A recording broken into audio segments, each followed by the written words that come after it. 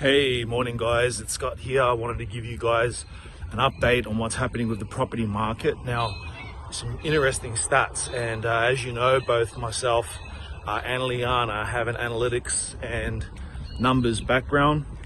Liana, of course, a data scientist and actuary. She's been doing a lot of predictive modeling for some of the big companies for many years now, and she's turned that skill to the property market and had a lot of success with it. Now, one of the key numbers is auction clearance rates. So everyone was sort of saying, Australian property market is going to crash, Sydney and Melbourne are going to dive bomb. And yes, we have had consolidation in the market. So the market has pulled back after a surge, after a peak, but that was to be expected. That was always expected.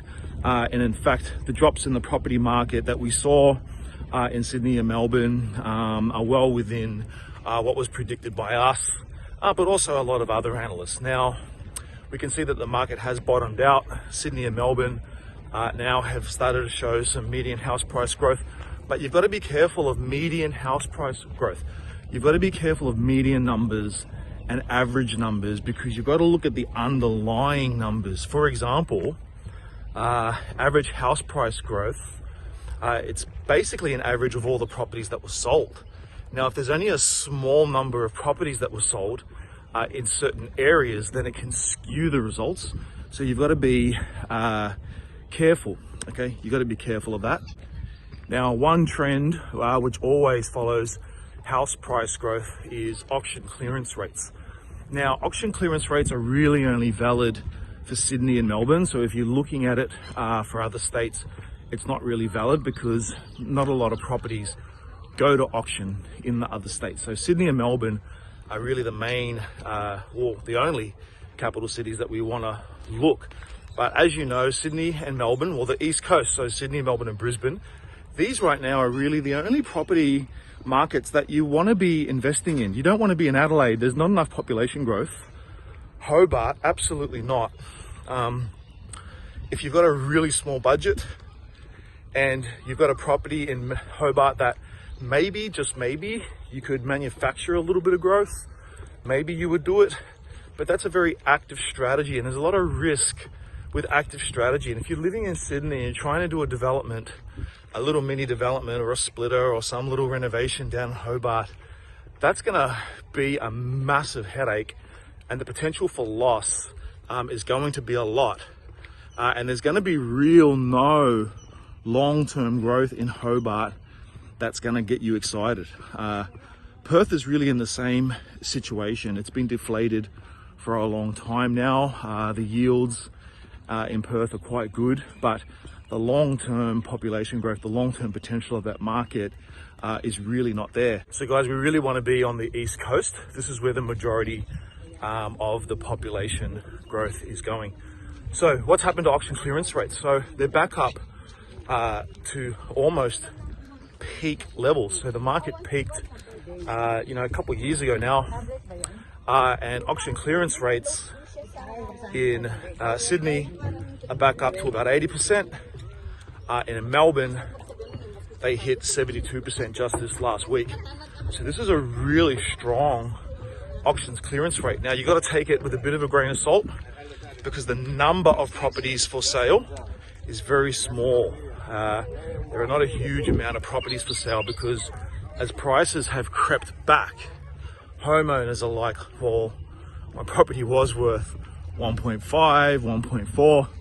Now, real estate agents are telling me I can only sell it for 1.1, 1.2, or even less. So people just don't want to sell. They're going to wait. Now, this skews the supply and demand in the market. So there's very little supply right now on the market. If you're a home buyer, there's very little choice. There's not a lot of choice out there. And what that means is it's just supply demand, guys. So there's more demand and very little supply, not because the houses are not there, but because people do not want to sell. So this is edging the prices up. In Sydney and Melbourne, and holding us back from, the doomsday sayers, the big crash. I mean, it's all sensationalized media junk and hype. and their job is to get clicks and also to sell newspapers and sell magazines so that they can sell media space. So their job is just clickbait, to get as much bait as they can so that you will read it. People will buy the publications so that they can sell advertising space. Don't get caught up in the hype, in the media hype. I mean, no millionaires, no billionaires, no one that's really made it is getting their information from the news. That's the one place where you don't want to get your information. So there's a few other factors that will carry the market forward. First home buyers, so they're coming into the market, but you can see right now that affordability for first home buyers, if you run the numbers, there's pretty much no suburbs within Sydney that a first home buyer, a categorized first home buyer, can really afford. First home buyers have to substantially compromise on what they want. They've got to move further out. They've got to get attached housing. They've got to start looking at apartments. And so the dynamic of the property market is changing. It used to be that it was all house and land, house in the suburbs, get my backyard. Here's the key thing, is that we've got about 4 million baby boomers that are retiring over the next 3 to 4 years. And I can tell you that they do not want the house with the big backyard. They want proximity to lifestyle. They want low maintenance. They want to downsize. Their only real wealth is tied up in the home that they own, but they can't really afford to keep that home. They've got, on average, 200 to 300K in super, and that super's got to take them through 20 to 30 years of not working, so it's not enough. So what they do is they downsize the big house. Like that big house there. See that one there? Okay, you raise the family, you've got the big castle, you've got the significance and the respect of everyone around you, the big symbol of success, that wonderful, you know, home is where the heart is. People want a beautiful home. They overspend on it. And then what happens is, in retirement, all the kids have moved out and now they're gonna sell it because they're looking at compact housing. And then eventually, when they get older, even older than that, they're gonna be looking at retirement living. So it could be like a retirement resort, if they're lucky, if they've got money, or a retirement home, or a nursing home, right? Depending on their financial situation, that's where they're going to end. So the dynamic of the property market, it's really changing. Compact housing is really going to be in high demand. Apartments, townhomes, and especially what me and Liana have been investing in is you go to a wonderful suburb, like this suburb that I'm in here, and people have all these big, beautiful homes. They get a little bit older, they want to downsize the home, and they want to cash out some of that money, but they want to still live in the same suburb. So they would love a really modern, beautiful, no backyard, courtyard, trade the backyard for a courtyard, and have a townhome in the suburb that they've always lived, where the friends, the family, and the community are. Or they may actually want to change lifestyle. Maybe they want to get around more lifestyle. Maybe they want to see change. They want to get out. But more and more are wanting to sort of stay in the same area, but release that equity and sell down the home. So boutique, terrace homes, townhomes at the premium end, owner-occupier standard. These are fantastic. They get a really high rental yield. I'm getting 5.5%, 6.5% rental yield on my terrace home and townhomes in these types of what we call infill locations, okay? Right, so we need, for the market to really move ahead, we need first home buyers to enter the market. But the big one is we need investors to enter the market. Now, one stat that Liana and I look at is the number of mortgages that are being written up for the different types. So we've got first home buyer mortgages, normal mortgages, and investor mortgages. That's really the basics of how it's broken up. And right now, investor loans, they're at their lowest on record for a very long time. So investors have not really come back into the market right now, but they will be. Interest rates are continuing to come down. They will drop even more. The government, the Reserve Bank, those looking after our economy, will want investors to come back to the market, you see, because there's a huge crisis coming. All right, and maybe I'm the first one to talk about this, but there is a huge crisis coming. It's a rental crisis, and I think that we're about 2 to 3 years away, maybe 4 at the most, 2 to 4 years away from a really big rental crisis. So what's happened is, with the market slowing down, what's happened is developers now are not developing.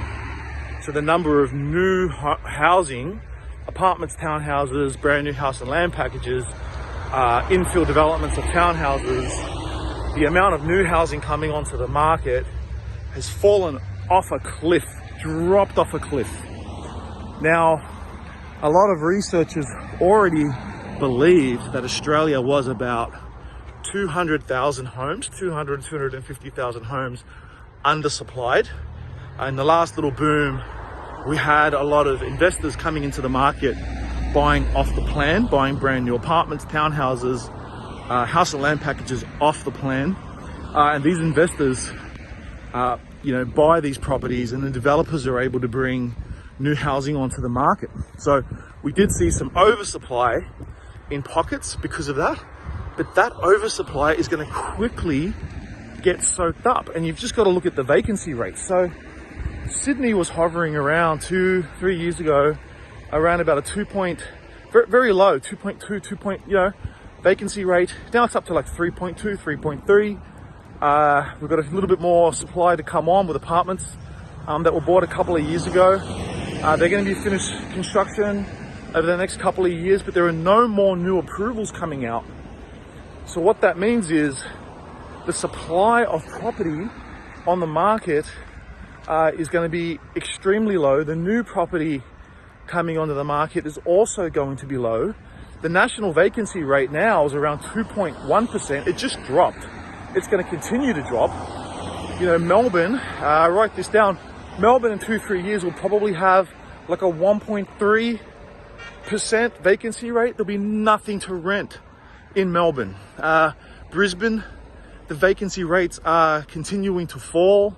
There was some oversupply of apartments in the CBD area. Vacancies were up around 10%. They've now dropped to like 4 and 5% vacancy, which is still high, but that will come down even further over the next 24 months. Sydney's dropping, Melbourne's dropping, Brisbane's dropping, and what that's going to do, it's going to put upward pressure on rents. So those of you that have been around as long as I have will know that in the past, around 2004, happened again around 2007, 2009. We had instances where 50 people would go to a rental open house, and people would be outbidding each other for rental property. This phenomena, this rental crisis, is going to happen again. All right, it's going to happen again, and it's going to hurt. It's going to hurt the little people.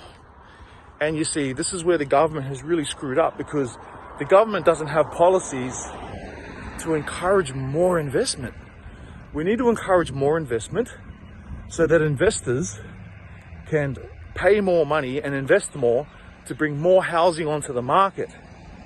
All right, now it's either that, or we've got to cut property prices in half and give everyone the opportunity to own their own home. I would love that, but the way our economy is structured, it's just not going to happen. So the haves and have-nots are going to widen. And on that point, there's this new housing type, which is basically caravan parks. So we call it multi-family living. but it's or manufactured home living. And what happens is you get a caravan park and you build the caravans in a factory. You're not building them outdoors. You're not relying on different tradesmen. You're in a factory. You control the weather. You control production costs. All of them are produced pretty much exactly the same. You build them. You can even build them overseas. You put them on a boat. You ship them here to Australia. You get a caravan park that might have 80 homes, 80 doors on it. You increase the density, so you go from 80 doors to 120 doors, and then you rent them all out at 30 to 40% below median rent. And we're going to have more and more people, you know, the gap between the haves and have-nots. We're going to have more and more people that's all they're going to be able to afford. They're only going to be able to afford to live in essentially a caravan park. Now they'll be made really nice, they'll be done nice, but you know, we've got a lot of women, unfortunately, that have spent their time raising families. They've gone through divorce. They don't have the workforce skills. They get a little bit of money out of the divorce from the main home that they have. They don't know how to invest it. They sit on it as cash, so it dwindles in value. But really, they've got no financial plan. They can't earn a great income. Now, when they hit retirement, or even before retirement, how are they going to house themselves? You know, they're going to end up in really cheap rental accommodation. More and more people, you know, the gap between the haves and have-nots. We're going to have more and more people that's all they're going to be able to afford. They're only going to be able to afford to live in essentially a caravan park. Now they'll be made really nice. They'll be done nice, but you know, we've got a lot of women, unfortunately, that have spent their time raising families. They've gone through divorce. They don't have the workforce skills. They get a little bit of money out of the divorce from the main home that they have. They don't know how to invest it. They sit on it as cash, so it dwindles in value. But really, they've got no financial plan. They can't earn a great income. Now, when they hit retirement, or even before retirement, how are they going to house themselves? You know, they're going to end up in really cheap rental accommodation. Now, if there is not enough rental accommodation in the market, then rents are going to be high. The cost of construction keeps going up every single year. Land values are going up every single year. So houses are not getting any cheaper. If anything, they're getting more expensive. This is why, if you've got the ability to invest, you should invest, because in a way, home ownership is a dead dream for this new generation coming up, millennials. They're priced out of the market. Not a lot of them know the rent vesting strategies, where they rent where they live. They rent where they live and they invest in another area that they can afford. They don't understand that. They're in YOLO mode. You only live once, and they're spending all their money. They're not putting anything aside. So they'll be lifetime renters. So if you want a steady stream of income into the future, you want to be the one that provides all of this housing. If you're in the business of providing housing, that business is never going to be disrupted. That business is never going out of fashion. You just got to make sure that you are going to get the right type of property, the right area. Now, what's happening with yields? So right now in Sydney, hey, 2.5%, 3%. Okay, Melbourne, 3 to 4.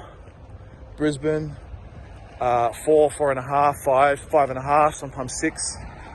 You know, so all the yields right now are in Brisbane. That's an indication that Brisbane is an undervalued market. Sydney, the yields are way too low. Look, you can't invest in Sydney. If you see my videos on the rule of 70-30, you'll understand that Sydney's not going to grow again in any significant way for another 6, 7, maybe 8 years, maybe 10 years. All right, it had its little boom. It's really unaffordable. The yields are very low. So a lot of things need to happen. A lot of things need to build up before Sydney's going to go through another boom. Yes, it's globally attractive. And yes, there's a huge force coming, which is going to put further pressure on rents and rental vacancy, which is population growth. This is the elephant in the room that no one's talking about. We've been shipping in about 300,000 immigrants every year to help bolster our economy. And you know what? A lot of them come from countries where apartment living is fine, and they want to be close to employment. They want to be in their ethnic kind of groups and areas, close to jobs. They've got affordability issues. I don't see any point in living in the suburbs and driving an hour and a half, 2 hours to work. They want to be 15 minutes to work, and they've got no problem living in an apartment because that's how they've grown up, or that's what they're used to. That's what they have in their cities.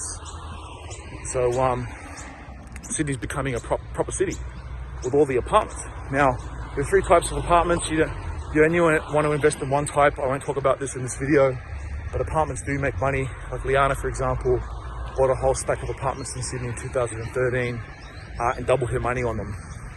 But you've got to know where, you've got to know what, you've got to know the right price. You've got to make sure that you stick to the one type of apartments that actually do make money, because most of the time they don't make money, most of the time. So guys, lots of things happening in the property market. Regardless of all the noise and confusion, the fake gurus, the media, regardless of all of that, just know one thing, that whenever you've got an opportunity to get into the market, get into the market. There's a right way and a wrong way to do it. There's good property and bad property. Make sure you do it the right way. Make sure you get a good property. Get expert advice, okay? So Liana and I, we actually do free strategy sessions. We don't actually talk about the property, we talk about your strategy. So we want to understand, what is it you're trying to achieve?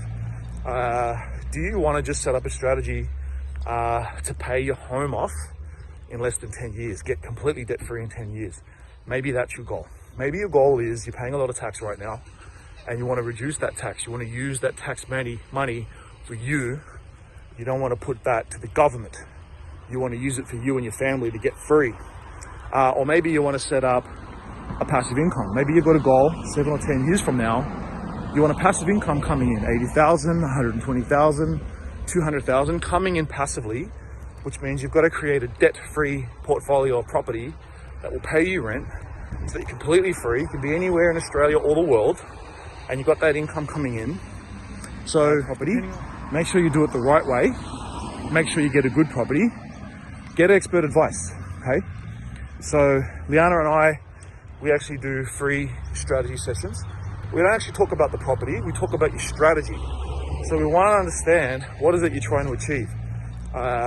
Do you want to just set up a strategy to pay your home off in less than 10 years, get completely debt free in 10 years? Maybe that's your goal. Maybe your goal is you're paying a lot of tax right now and you want to reduce that tax. You want to use that tax money for you. You don't want to put that to the government. You want to use it for you and your family to get free. Or maybe you want to set up a passive income. Maybe you've got a goal 7 or 10 years from now. You want a passive income coming in, 80,000, 120,000, 200,000 coming in passively, which means you've got to create a debt-free portfolio of property that will pay you rent so that you're completely free. You can be anywhere in Australia or the world, and you've got that income coming in. So depending on what you want to do, we can help you with that. If you qualify for that, there's no charge at the moment. We are bringing in membership fees because we spend so much time with people. We give so much value. At the moment, we don't charge for it, but we have to charge for it. I mean, there's just no way that we can operate at the level that we want to and provide the level of education, the amount of money that we spend on the tools, the traveling, putting our deals together, staying up to date, all the research reports that we subscribe to.